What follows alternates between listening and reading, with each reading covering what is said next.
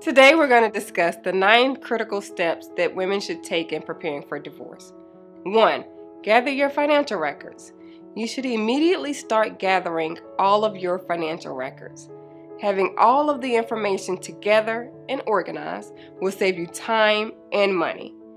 Contact our office for a divorce financial checklist that will walk you through the key documents that you'll need. Do not keep these records in your home. Bring copies to a parent's home, a trusted friend, and/or keep them in a safe deposit box that your spouse does not know about or have access to. 2. Open a post office box. Opening your own post office box will ensure that your mail will sit securely in a locked box that only the key holder can access. This will allow you to receive confidential mail from your divorce professionals, as well as your new credit card and bank statements. An added benefit to having your own post office box is that you may receive your mail a bit faster, since it only has to go to the post office and will not wait to be delivered by the postal carrier. This can be especially important for those items from your attorney that require a timely response. 3. Start putting money away for legal and other professional fees. I have come across too many affluent women who cannot access funds to move ahead with their divorce because their husband controls all of the access to the family funds. This puts women at a great disadvantage in terms of hiring professionals to navigate their divorce, as well as having sufficient money for day-to-day living expenses. This is especially true if she needs to leave the marital home due to spousal abuse. The end result is that the financial squeeze might force you to sign a divorce settlement that is totally lopsided in your husband's favor. Choking off the money supply is an all too common tactic. Please keep in mind that things often take much longer and cost much more than anticipated, so plan accordingly. 4. Open a new checking and savings account. You should immediately set up a new checking and savings account at a different bank than all of your joint accounts with your spouse. Your divorce lawyer may instruct you to withdraw up to half of your joint funds, and you will need to put those funds in your new accounts. Since checking accounts typically do not pay interest, only keep enough money in there to pay for 1 or 2 months worth of expenses. Keep the rest of the money in the new savings account, which most banks will allow you to link to your checking account. Although savings accounts do pay interest, the amount is fairly small or nominal, but better than nothing. Do not lock up your money in any time accounts, even if the interest rate is substantially higher. Right now, you may need to access your money on quick notice. 5. Open new credit cards in your name only. Having a credit card in your name will help you establish your own credit.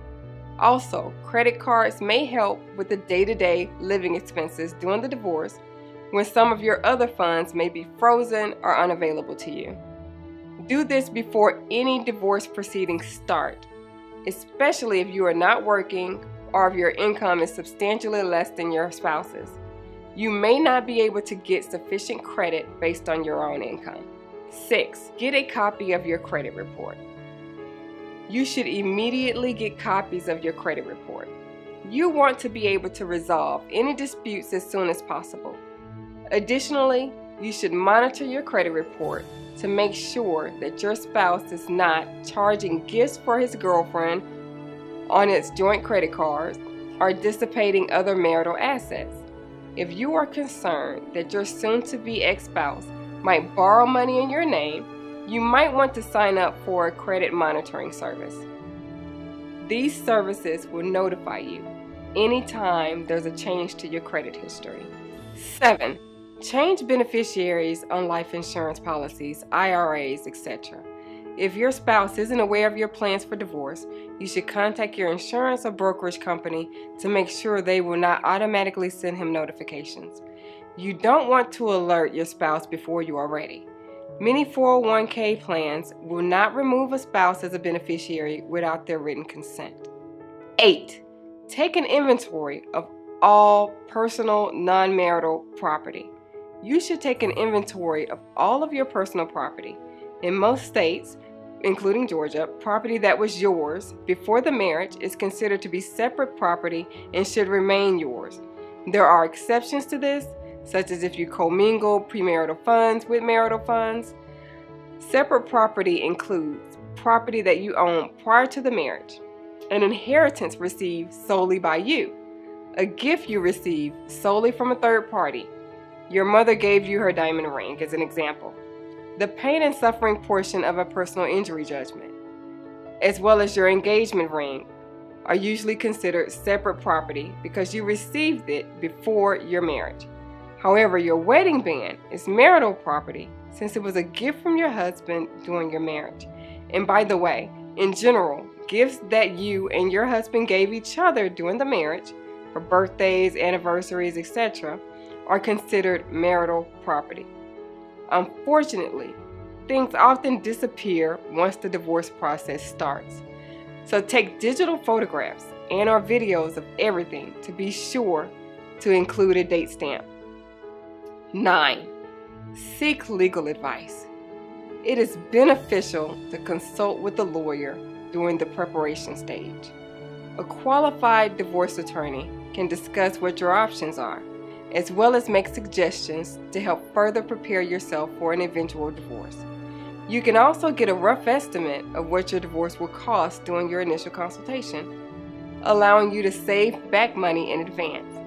Plus, when you do decide to file, you will already have someone you know to handle your case.